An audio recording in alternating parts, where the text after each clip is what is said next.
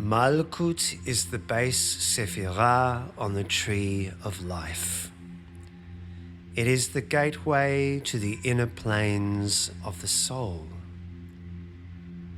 It is what actions we invest towards the soul's betterment through making corrections and adjustments called tikkunim, and towards the betterment of the earthbound kingdom which God has bestowed upon us.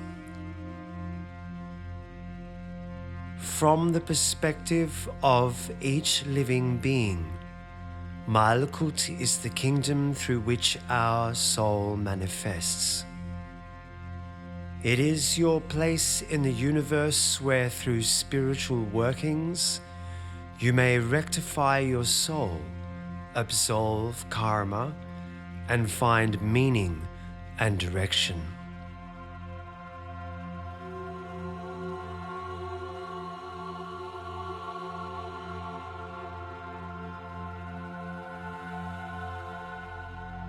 All the elements of your kingdom are opportunities for you to materialize aspects of your soul so that you have a solid ground to work upon on your evolutionary path, a scenario to work with, and a story to work through.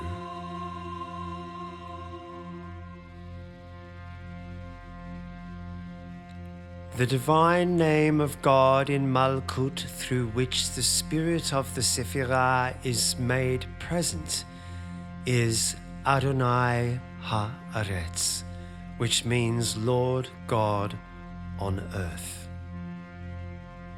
It is associated with the Shekhinah as God's presence manifest as the universe. An awakening sense of the sacred comes from this name, of reverence, of awe, of holiness. It is a sense of the divine in all manifest things, and the beginning of meaningfully immersing oneself within the world, just as roots grow down into the soil. It is gaining a sense of meaning through the reality that you find yourself within, and therefore it reveals the path ahead. This angelic vision of guidance that the soul experiences on the path of its destiny is called the vision of the holy guardian angel. It is personal and ever morphs in its symbolism to guide you through each event that presents itself before you as you live in the kingdom. It is your sensitivity acting through your sensibility and your sensuality in action.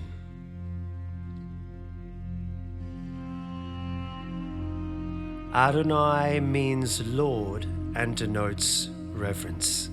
Thus in Adonai Haaretz do we stand upon the earth and offer our soul up to God. Here our path upon the tree of life begins. In the Tarot, Adonai Haaretz is signified by the 10 of Wands, Atzilut in Malkuth, and the fire of the earth.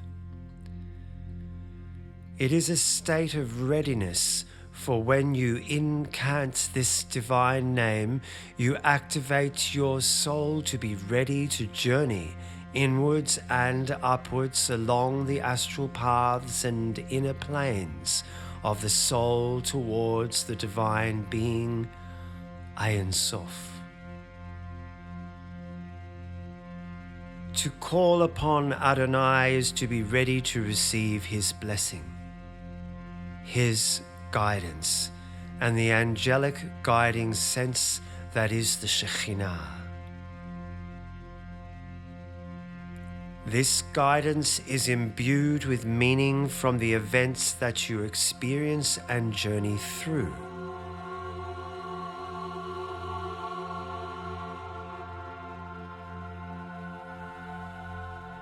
The kingdom of God is the divine manifest in all earthly things. Adonai appears as your inward state of sovereignty and fires your actions to be ready to receive meaning and guidance.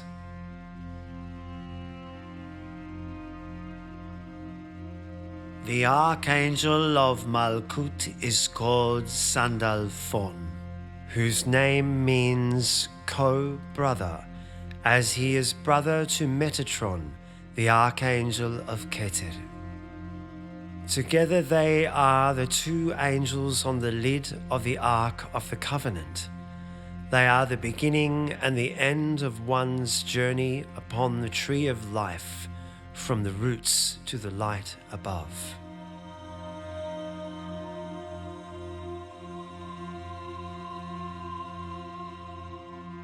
He is described as the tall one who stands lofty, reaching heaven while his feet remain firmly planted upon the earth.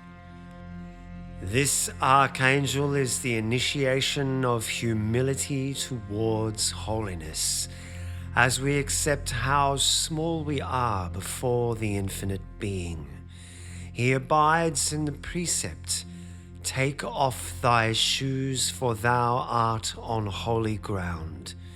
His presence is that sense of being in a temple, or accepting that your own soul is a temple. Thus, as Sandalphon is the countenance of sacred places upon the earth, to conjure him through the divine name Adonai sanctifies a place to make it holy. Through him one shifts from the mundane frame of mind into a humble state of holy reverence. In Jewish liturgical literature, Sandalphon is said to gather the prayers of the faithful and fashion them into a garland which he sends to the throne of God. Sandalphon was once the prophet Eliyahu. Elijah performed many miracles such as resurrection, drawing down fire from the sky, and who was taken up into heaven alive in a fiery chariot, and transfigured into the archangel Sandalphon. He also led a school called the Sons of the Prophets. Indeed, Sandalphon may be said to be most influential through those saintly men or women who inspire the establishment of mystical orders and offer a place for initiation, just as Elijah did.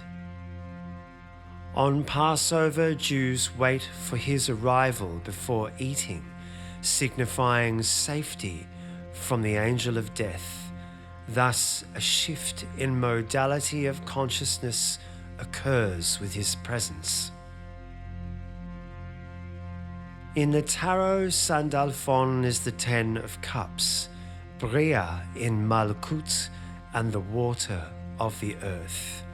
He is the fiercest fire who is made present in the shofar blast on New Year's Day.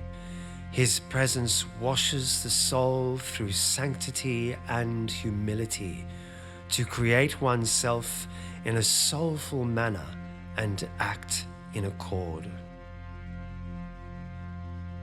The choir of angels in Malkuth are called the Eshim, the sparks or the souls of fire, or the Ishim, the valorous men of God. The Eshim are the devout guardians of holy places and keepers of the sanctuary.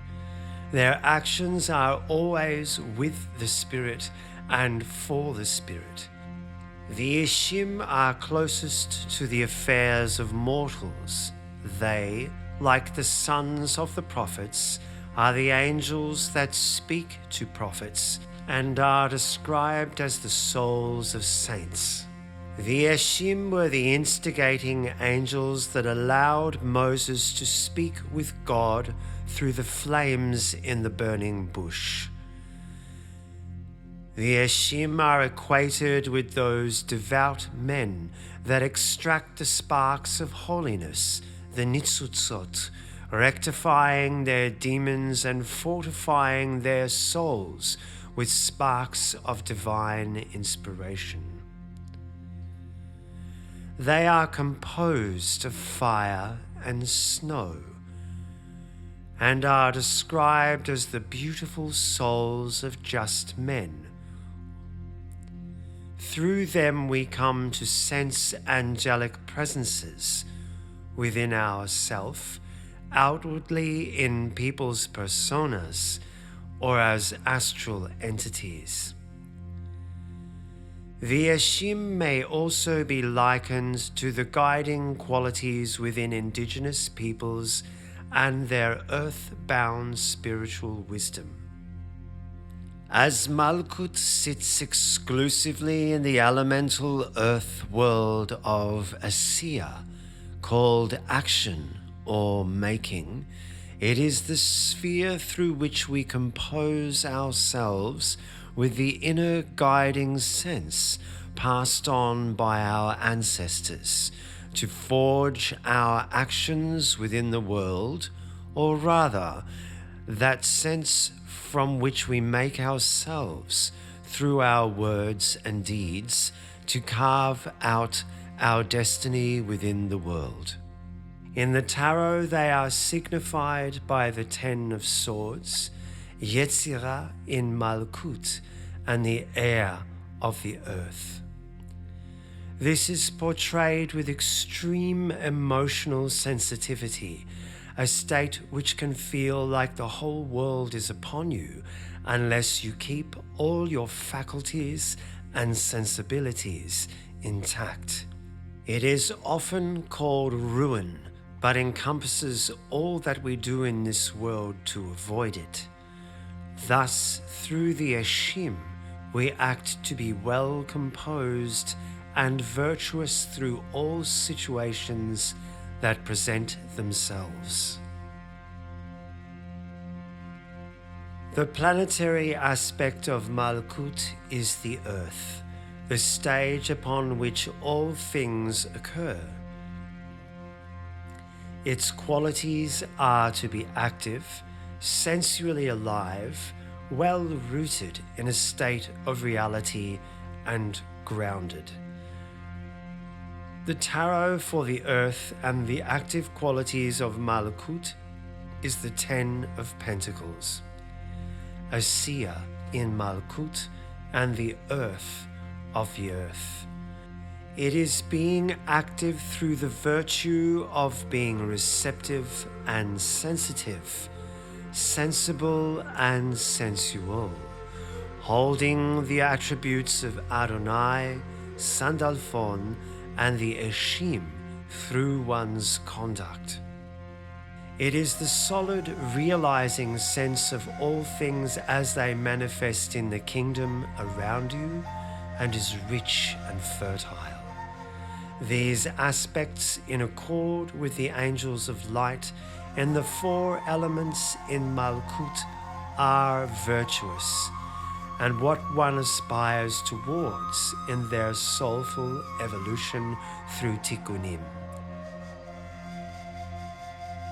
But they are also maintained by avoiding the adverse, the klipot, or demonic, that holds actions in vice. Let us look at the darker side of Malkuth. The archdemoness of the earth sphere Malkuth is called Nechemah, which means groaning. However, her obscure origin comes from the name Nama, meaning pleasant. She is a succubus and the fallen angel who rules prostitution. She is described as an undine or sea spirit and is depicted as a crouching woman with a snake's body eating the earth as she crawls along the ground.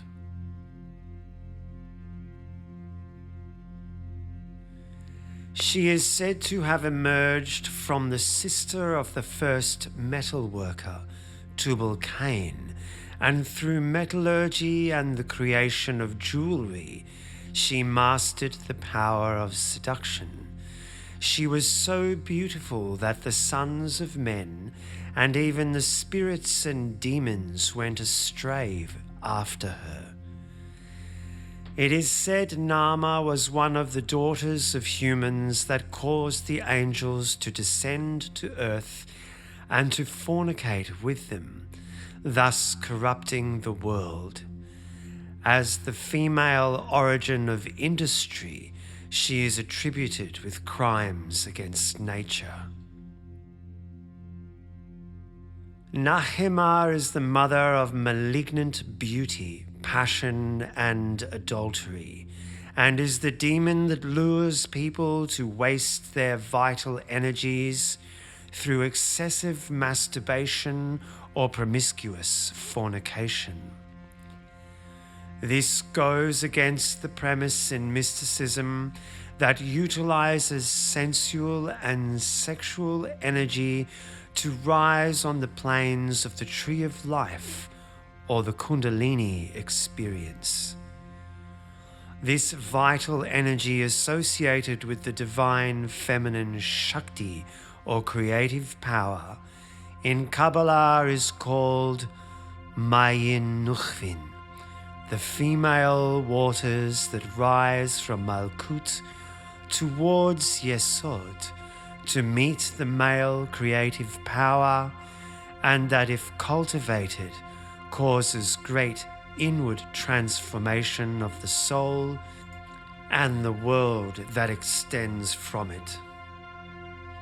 Nahema is the degraded spirit of temple prostitutes from the goddess era, reduced to a disgruntled demoness that steals life away, and is blamed for cot death and malignant syndromes in infants. She is sister to Lilith. However, as the degraded spirit of the ancient divine feminine, in modern times she has become the lazy demon of inertia, who wants everything done for her and in so doing becomes incapable and dwells in apathy and selfish entitlement. She is the impossible princess and the spoilt little bitch. She is slutty and sexually indulgent without love or creativity. She exists in the dumbing down and numbing of the senses through the distraction and destruction of materialism.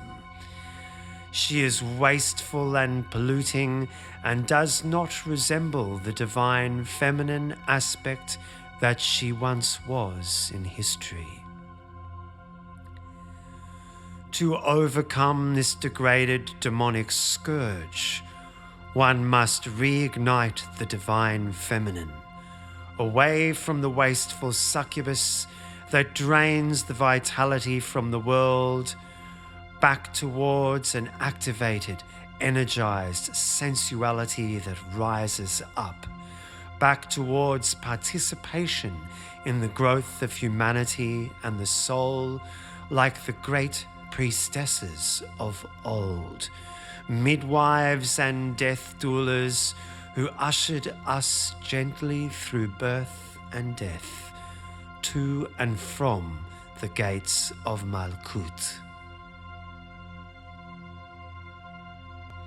The order of devils in Malkuth and the minions of Nahema are the Nahemot, the whisperers, the dark voices in our ear that rob us of our sense of self-worth and distract us from our integrity. They are called the inferior mothers, Given over to their deepest insecurities, they are hell-bent on dragging others down into their pit of misery. They fill you with doubt and destroy any bastion of self-respect, making you lost and incapable. They are the gossips and slanderers whose harsh words or malicious actions destroy the lives of others needlessly, as they delight in despair. They are filled with shame and do shameful acts. Nahemot are also responsible for frightening sounds in strange places, ominous omens, and paranoid superstitions.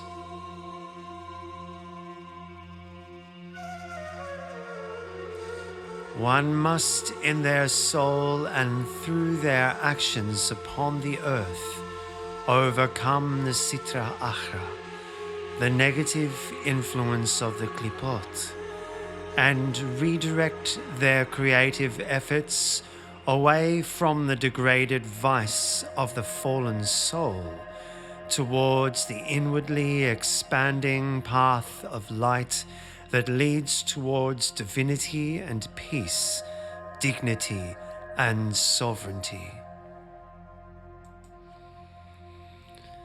Thus, through Tikkunim in Malkuth, we restore the divine feminine from its fallen state, honoring with valor its vulnerable sensitivity to gain the blessing of the Shekhinah for self-worth, soulful activation, sovereignty, and guidance.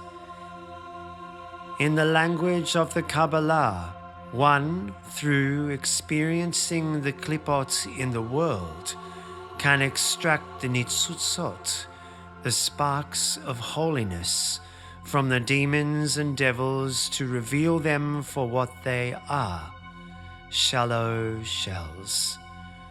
As all things in God's creation hold sparks of divinity within them, even the most foul, degraded aspects of creation hold through their dark challenges the light of wisdom within it.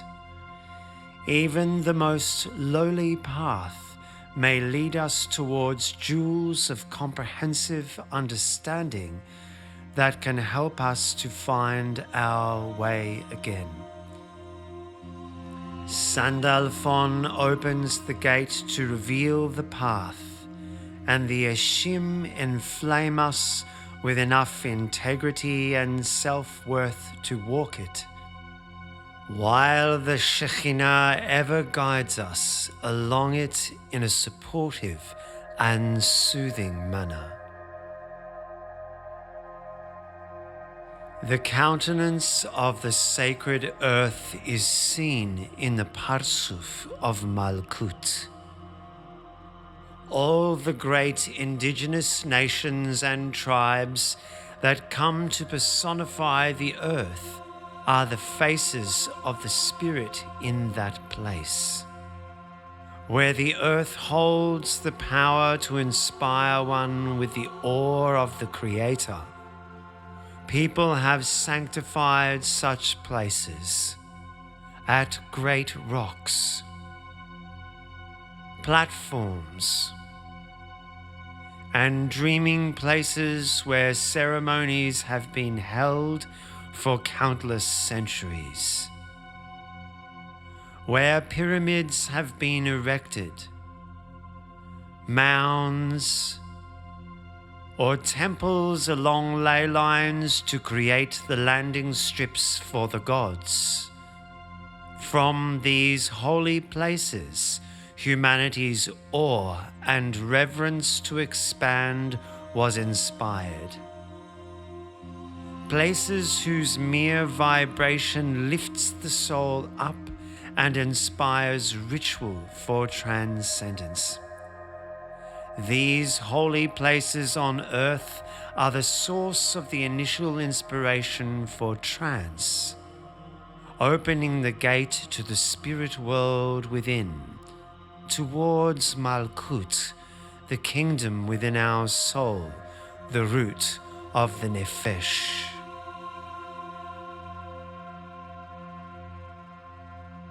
One simply needs to turn inwards and visualize the sacred space within to access Malkuth. Malkuth is one's sense of sovereignty, one's grace to lord over the land that one calls home. Like a monarch, we come to personify our home, so it must be respected as a sacred place and ruled with just and kind actions for its betterment. Malkuth is the gateway, for it is where the soul descends into the physical, but it is also the altar upon which we make our offerings and rise towards divinity from them. It is the dust of the earth from which we are made, and that to which we return to.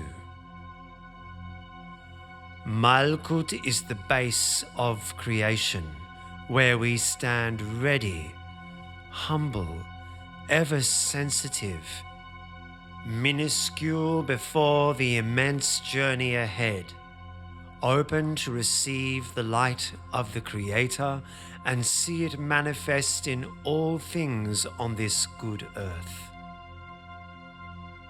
Malkuth as the Shekhinah is Gaia, the ever-fertile mother, the elemental being.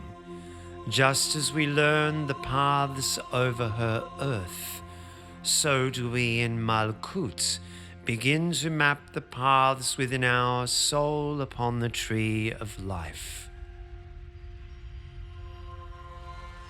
Adonai is our guiding light along these paths. The Hekalot mysteries speak of bricks of sapphire being placed at our feet to create the path that shows the way upon which the Shekhinah walks with us. From the elemental realm of the senses, through which we gain the faculty of our senses, does our sensual reality unify as the presence of the holy guardian angel, a singular guiding sense nourished by the Shekhinah. Sandalphon greets us at the gate, and the Ashim awaken us to our awe-inspiring spirit along the way